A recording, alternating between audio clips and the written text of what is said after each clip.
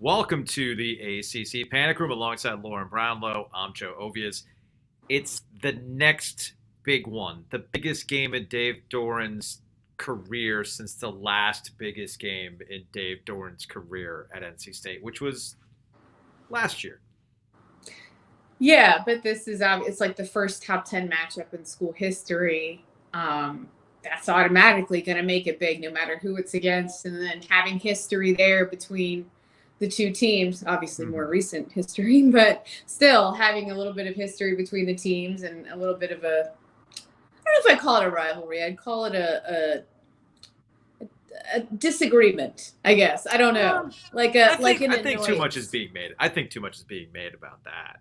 I don't think the coaches really mind each other that much at all. No matter what they've said or whatever, like that's just all in the game for them. But do the fans not love each other? Or maybe it's more Clemson fans than State fans. I don't know, but I think that's it. We Gilio and I went on with Kelly Gramlich and Eric McLean on the Gramlich and McLean podcast, the debate blowout special for the upcoming Clemson NC State game. But when we had Kelly on yesterday, I did ask her, okay. Why does Dave Doran make Clemson fans feel some type of way? And it's like the minute I put it out there on social media, it's like playing bingo with Clemson fans. You're going to get a Wayne Gallman reference, one of the earlier matchups, their running back. You know, he said on the coach's show, well, we knocked out their running back. I don't think he meant it in a malicious way, but Clemson fans are going to take it as a malicious way. There's the laptop. There's the towels with Bradley Chubb, right? You know, in last year, I know it's like silly stuff. And then you've got instances like last year where they get over Clemson and Dave says the curse is over. He's got the red Solo Cup. He's got all these things going on. Kelly's theory is that Doran actively wants to go after Clemson. He wants to go after Dabo. He wants there's some truth to that. And because he's so outwardly like, I want to take this dude out, or I want to take Clemson out, Clemson fans are like, whoa, bend the knee, man. Bend the knee like everybody else. Yeah, and who have we seen him go after, so to speak, ever? Carolina and Clemson. I don't think he's ever really taken pot shots at anybody else that I can think of. And I don't even know that I'd call it pot shots, what he's done to Clemson, but trolling maybe, some light trolling, I don't know. And let's be real too, Clemson fans are the most SEC-like fan base in the ACC, and it's not really that close. It's not close. And let me tell you, as a currently taking a break AP top 25 voter, SEC fans don't take slides so well. No, just they don't. In general. So yeah, I mean to them, yeah, I think there is the bend the knee thing, but it's also they've always kind of had that SEC mentality too of getting angry at little things sometimes. Yeah, that makes sense. And I on the flip side of this is something that Gilio pointed out yesterday on the radio show, that on the flip side of it, Dabo likes to remind Dave, it's cute. Y'all are cute. Like I can still get whoever I want from the state of North Carolina, right? Whether it's Dexter Lawrence or Will Shipley, as you know, Gilio likes to point out, he's got like 26 family members who have graduated from NC State. Like if there was ever a guy who was going to go to NC State, it'd be Will Shipley, their running back. Which actually gets us to what I think is going to be the key to the game now that we know what the weather is going to be like, or at least we have a better idea of what the weather is going to be like. Crappy.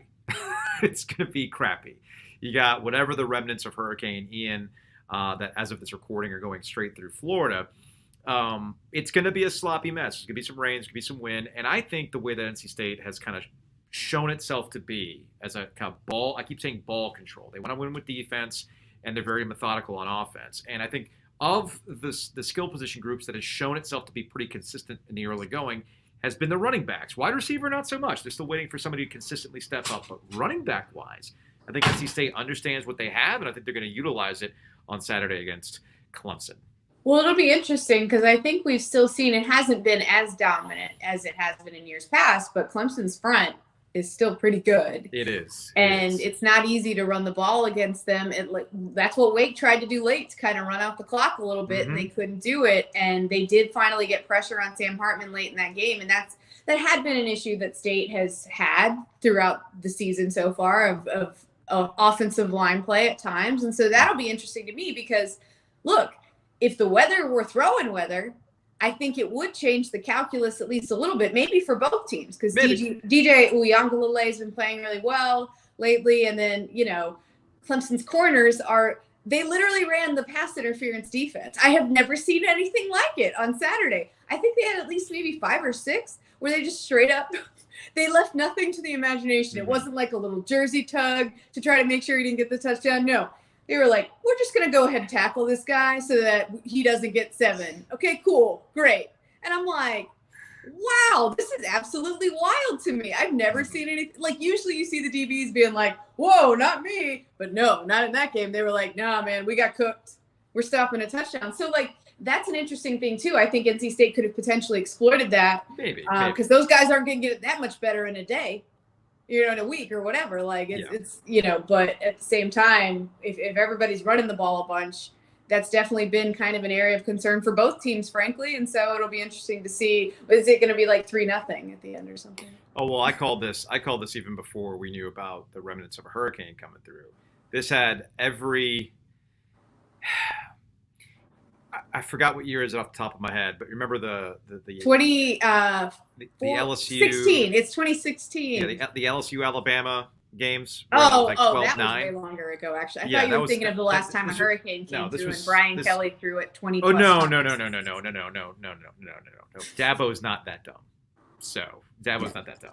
No, what I was getting at is envisioning one of those old SEC matchups where people told you this is real football, defensive football, 2 juggernauts going at it. Of course, Clemson. If only last week hadn't happened to Clemson, and then they could have maybe gotten away with that because State's defense has been good all year. But when you see Clemson's D-backs just having to like literally tackle wide receivers, it's tougher to make that argument. Yeah, probably not. But I do feel like this is going to be a punt fest, and like 12-9 is going to do it. That's how I feel this is going to go.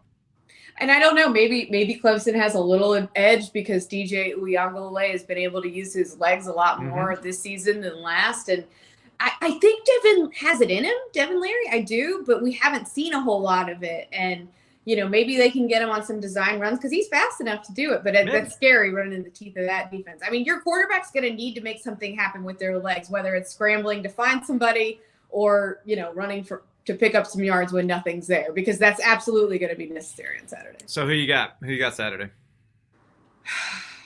I'm not look, if I had to pick, and you're kind of making me, right? I am making you pick.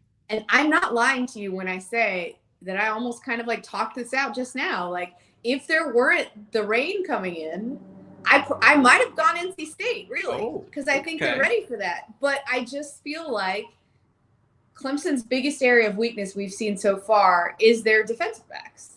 And I don't know how big a factor they'll play in a game like that. So being at home as well, I probably have to give them an edge. But I really might have changed if the weather were different. I know that sounds insane, but I think it will and could play a factor. But who knows? They could both make me look like idiots. I still think NC State's got an edge in this one. I do like NC State's defense overall a little bit better in terms of how they've been playing overall than how Clemson's been playing. Even I'm not even talking about it from a talent perspective too. I'm talking about it from a depth and experience perspective as well. NC State has a slight edge, in my opinion, where Clemson might get you on talent.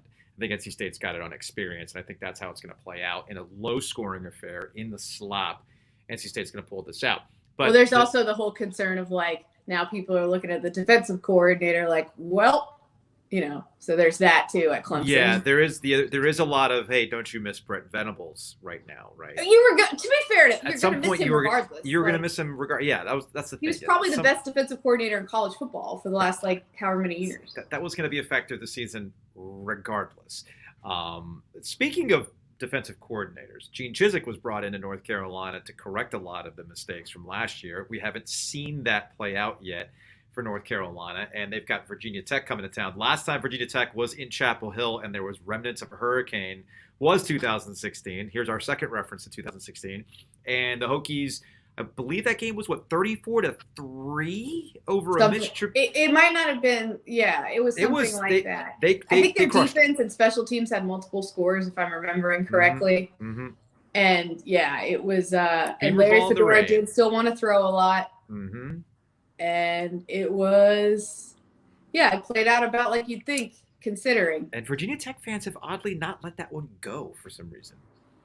Well, it's because I think they felt like Carolina was making excuses afterwards when this is what annoys me about games like this, if we're being honest. Like, sometimes we just get right back to middle school, don't we? It's like, come on, can we all use our brains a little bit? Like, they still got their butts beat. Virginia Tech had the much better game plan, and they came in and played far better. But, like, Carolina, I remember the yards per play they had in that game compared to every other game, and the yards per play like Virginia Tech was allowing versus what they allowed in that game. Like, I don't know how you look at that and not feel like I mean, I'm just being real. Like, that doesn't mean that they didn't deserve to win. That doesn't mean they weren't the much better team. Like, both of those things were absolutely the case. Like, there's more than one phase of a football game. Like, there's more than just your offense. But at the same time, like, they viewed that being brought up as a factor in any way whatsoever as an excuse. And I've never really understood that.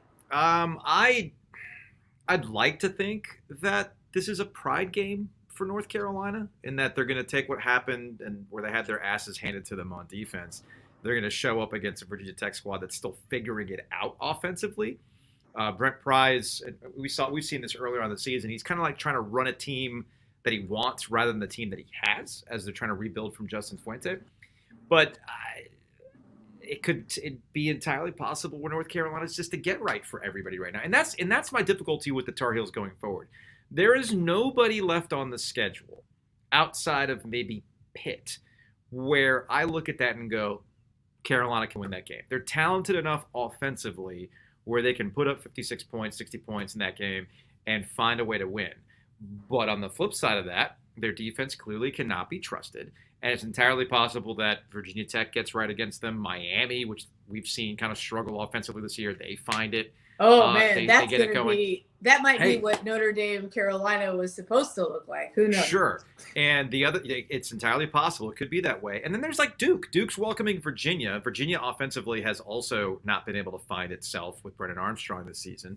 And again, they're still working through the process of Tony Elliott and how things are going to be going with the new head coach.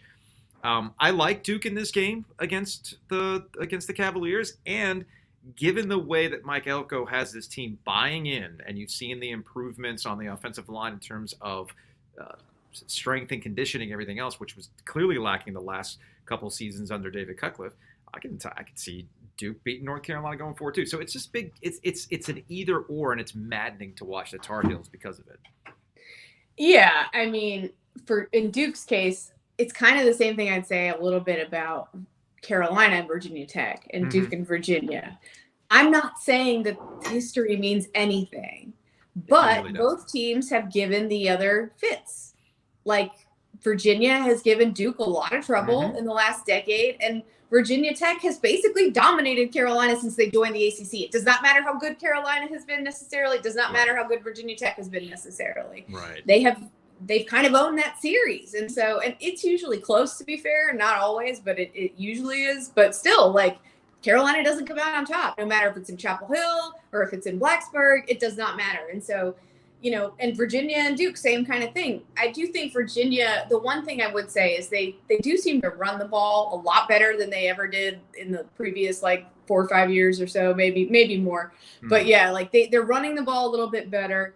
And in a game like this, again, maybe the team that can run it becomes a little bit more of an advantage. But yeah, I mean, if I had to pick, I'd probably lean Duke as well, just for all the reasons that you said. But it'll be interesting to see how they kind of respond to the Kansas game too. I mean, I don't know yet. Speaking of response, and we'll close on this, that's what I'm curious about with Wake Forest. They poured it out against Clemson, lose in overtime, and they have it's been a really intriguing couple of weeks here, because you've got the Clemson Wake Forest game, which was fantastic. Oh, is Aaron Judge gonna split box with this conversation about the Clemson Florida State? Clemson okay. P.S. This also happened with an SEC game. No, I know. Apparently, I know. And yeah, they didn't cut into Monday Night Football, so they can. It's not weird. No, they don't care about college football. Yeah, they do. It's Cowboys fans. They care about what's going on with the Yankees. Oh, well, yeah, but at the same time, they would never disrespect the Shield in that way. Of course not.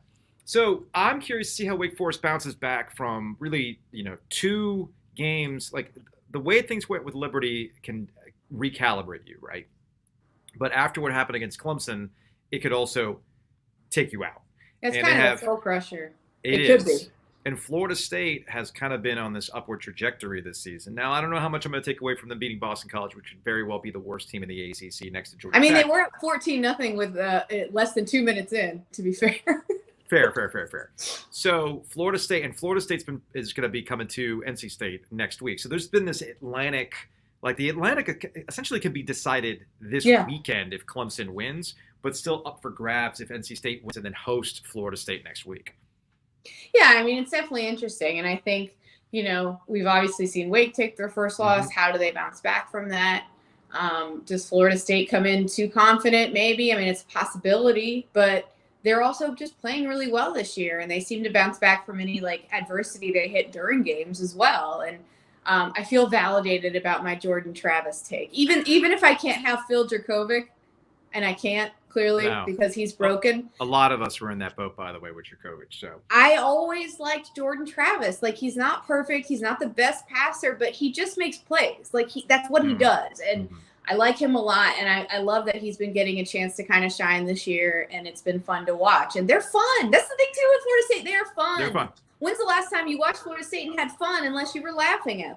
It's been the last time Florida State was fun for me was watching a guy read a book shirtless in the stands. So that's probably the last time Florida State was ultimately fun. Yeah, and then it just got boring that they were bad and depressing. That's true. Well, that's going to wrap it up for this edition of the ACC Panic Room. We'll see you this weekend after the NC State Clemson game.